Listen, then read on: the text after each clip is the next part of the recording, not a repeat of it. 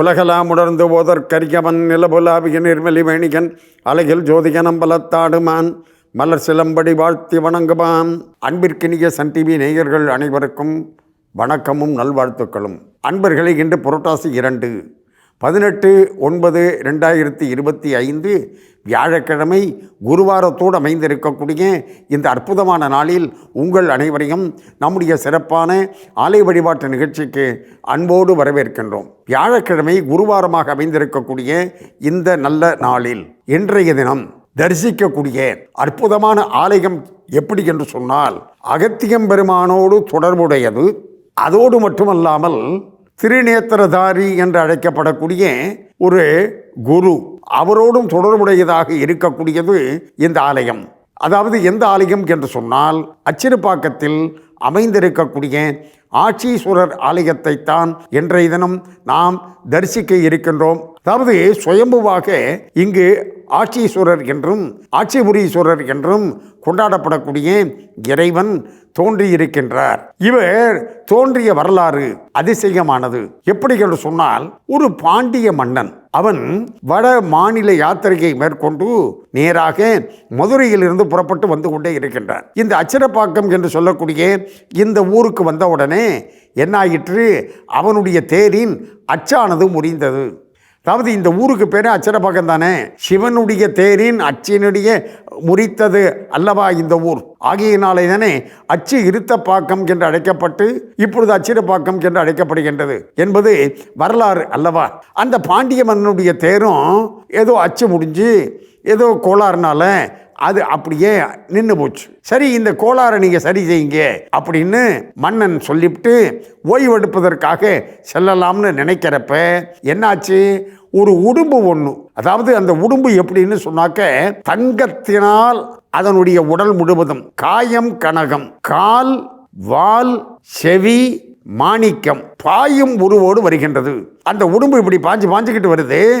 ஆனால் அது உடம்பு முழுக்க தங்கம், அதனுடைய கால் வால் செவியெல்லாம் பார்த்தீங்கன்னா மாணிக்க கல்லாக இருக்குது. என்னையா இது, இந்த மாதிரி ஒரு உடும்பை நம்ம பார்த்ததே இல்லையே அப்படின்னு மன்னன் நினைத்து கொண்டு இருக்கின்ற பொழுது அந்த உடும்பை பிடின்னா எல்லாரும் பாஞ்சு போய் அந்த அவனுடைய பணியாட்கள் அந்த உடும்பை பிடிப்பதற்காக முயற்சி செய்கின்ற நேரத்தில் அது அங்கு இருந்த ஒரு சரக்கொன்றை மரம், ஒரு பொந்து, அதற்குள்ளே அந்த புதருக்குள் புகுந்து விட்டது.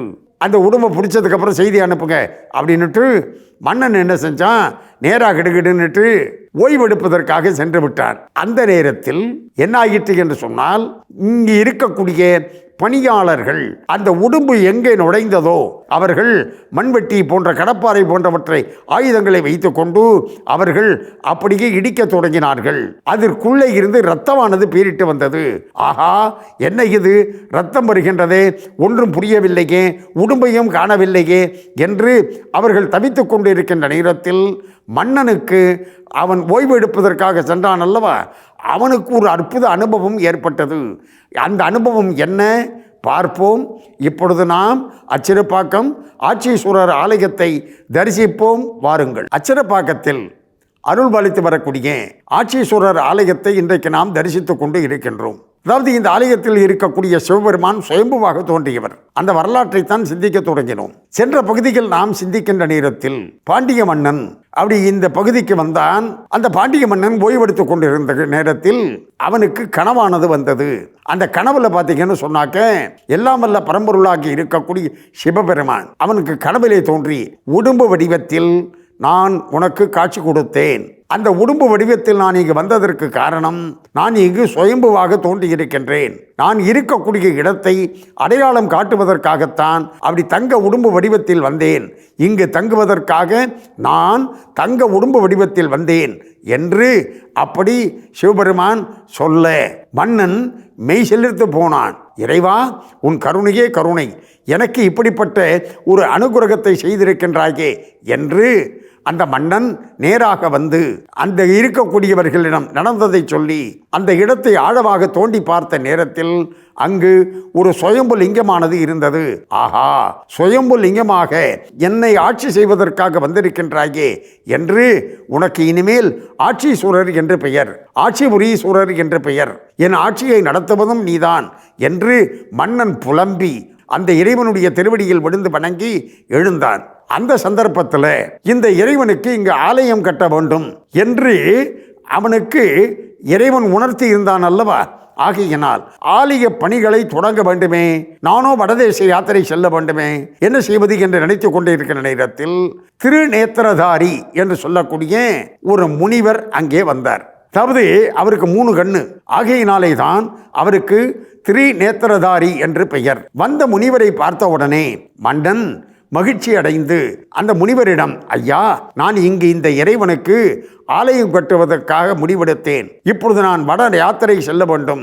எனவே என் சார்பாக நீங்களே இங்கு இருந்து இந்த இறைவனுக்கு ஆலயத்தை எழுப்புங்கள் என்று சொல்லி அதற்கு என்ன ஆக வேண்டுமோ அவை அனைத்தையும் நான் செய்து தருகின்றேன் என்று உறுதிமொழியையும் அளித்து மன்னன் சென்றான்.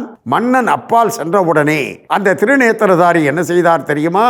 அதாவது ஆட்சிபுரீஸ்வரர் என்று இந்த இறைவனுக்கு நேராக ராஜகோபுரத்தோடு அப்படி சன்னதியை அமைத்தார். அடுத்ததாக அந்த திருநேத்திரதாரிக்கும் உள்ளுக்குள் ஒரு விருப்பம் என்ன என்று சொன்னால், ஆகா, இறைவன் இந்த பணியில் என்னை ஈடுபடுத்தினானே என்று இந்த ஆட்சீஸ்வரர் கர்ப்ப கிரகம் இருக்கின்றதல்லவா, அதனுடைய வலது பக்க பிரகாரத்தின் மேற்கு பகுதியில் உமையாட்சீஸ்வரர் என்று இன்னொரு சிவபெருமானை பிரதிஷ்டை செய்து அவருக்கும் ஒரு கர்ப்ப கிரகத்தை அமைத்தான். ஆட்சிபுரீஸ்வரருக்கு தேவியாக இளங்கிளி அம்பாள் என்று அம்பாளை பிரதிஷ்டை செய்தார் திருநேத்திரதாரி. அங்கு உமையாட்சீஸ்வரர் என்று இன்னொரு தெய்வத்தை பிரதிஷ்டை செய்தார் அல்லவா, அந்த தெய்வத்திற்கு உமையாம்பிகை என்று ஒரு அன்னையை பிரதிஷ்டை செய்து அப்படி வழிபாடுகளை நடத்த தொடங்கினார்கள். இந்த மாதிரி 2 கோவில் ஒரே ஆலய வளாகத்திற்குள் 2 கோவில் என்பது ஆச்சரியமான ஒன்றல்லவா. இப்படி இந்த பணிகள் நடந்து கொண்டிருக்கின்ற பொழுது பாண்டிய மன்னன் என்ன செய்தான்? அவன் யாத்திரை முடிந்து திரும்பி வந்து கொண்டிருந்தான். திரும்பி வந்தவன் வந்து திருநேத்திரதாரியை பார்த்தான். அப்பொழுது அவர் ஒரு முக்கியமான விஷயத்தை சொல்ல தொடங்கினார். அவர் என்ன சொன்னார் என்பதை பார்ப்போம். இப்பொழுது நாம் அச்சிரப்பாக்கம் ஆட்சீஸ்வரர் ஆலயத்தை தொடர்ந்து தரிசிப்போம். பாருங்கள்.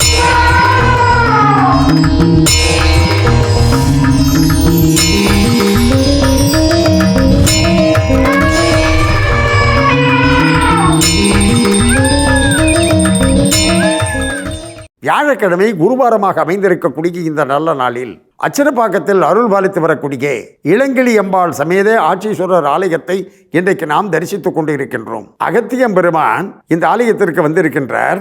இங்கு இருக்கக்கூடிய சிவபெருமான் அவருக்கு திருமண காட்சியை அவருக்கு காண்பித்திருக்கின்றான். ஆகையினால் அகத்தியரால் வழிபாடு செய்யப்பட்ட, அதாவது ஒரு குருவால் அப்படி வழிபாடு செய்யப்பட்ட தெய்வம் என்ற காரணத்தினாலே குருவாரத்தில் தரிசிப்பது என்பது பொருத்தமுடையது. அதோடு மட்டுமல்லாமல் திருநேத்திரதாரி என்று சொல்லக்கூடிய முனிவர் அவராலே எழுப்பப்பட்ட ஆலயம். ஆகையினாலும் குருவாரத்தில் இந்த இறைவனை வழிபாடு செய்வது என்பது மிக மிக பொருத்தமுடையது அல்லவா. வந்தான் பாண்டிய மன்னன். அந்த வந்த பாண்டிய மன்னனிடம் திருநேத்திரதாரி என்ன செய்தார்? உனக்கு காட்சி கொடுத்த இறைவனை நான் ஆட்சிபுரீஸ்வரர் என்ற திருநாமத்தோடு இங்கு பிரதிஷ்டை செய்திருக்கின்றேன். என்னை ஆட்சி செய்தான் அல்லவா ஒரு இறைவன், அந்த இறைவனை உமையாட்சீஸ்வரர் என்று இந்த ஆலயத்தின் மேற்கு பிரகாரத்தில் பிரதிஷ்டை செய்திருக்கின்றேன். அதுதான் 2 ஆலயங்களாக வளர்ந்து வருகின்றன என்று சொல்ல, ஆகா என்று மன்னன் மகிழ்ந்து போய் நீங்கள் செய்யதை செய்தாலும் சரியாகத்தான் இருக்கும் என்று சொல்ல, அடுத்தபடியாக ஆலய கட்டுமானங்கள் விரைவாக நடந்தன. 2 தெய்வங்கள் இங்கே எழுந்தருளினார்கள். எல்லா சிவாலயத்தில் இருப்பதைப் போல கோஷ்டத்தில் எல்லா தெய்வங்களும் இந்த ஆலயத்தில் எழுந்தருளி இருக்கின்றார்கள். இங்கு பிரகாரத்தில் அமைந்திருக்கக்கூடிய கொன்றை மரம், அந்த கொன்றை மரத்தில் மட்டும் ஒரு சிறப்பு பார்த்தீங்கன்னு சொன்னாக்க, சித்திரை மாதத்தில் இந்த ஆலயத்தில் பிரம்ம உற்சவமானது நடைபெறும். அந்த சித்திரை மாதத்தில் மட்டும்தான் பூக்கள் மலரும். அதுதான் இந்த கொன்றை மலரினுடைய சிறப்பாக அமைந்திருக்கின்றது. இந்த ஆலயத்தில் மட்டும் விசேஷமாக அமைந்திருக்கின்றது. அந்த கொன்றை மரத்தின் அடிவாரத்தில் தான் திருநேத்திரதாரியும் எழுந்தருளி இருக்கின்றார். அதாவது சுயம்புவாக தோன்றிய சிவபெருமான். இவரை வந்து நாம் தரிசித்தோம் என்று சொன்னால் நமக்கு ஏராளமான நற்பலன்கள் காத்து கொண்டிருக்கின்றன. என்னென்ன பலன்கள் என்பதை நாம் நாளைய தினம் நம்முடைய ஆலய வழிபாட்டு நிகழ்ச்சியில் விரிவாக காண்போம் என்று தெரிவித்துக் கொண்டு, இன்றைக்கு நாம் தரிசனம் செய்த இளங்கிளி அம்பாள் சமேத ஆட்சீஸ்வரருடைய அருளால் நம்முடைய நேயர்கள் அனைவரும் எல்லா நலமும் பெற்று பல்லாண்டு பல்லாண்டு வாழ வேண்டும் என்று பிரார்த்தனை செய்து கொண்டு இந்த அளவில் நிறைவு செய்து கொள்வது நாகை முகுந்தன். நன்றி, வணக்கம், வாடிய நலம்.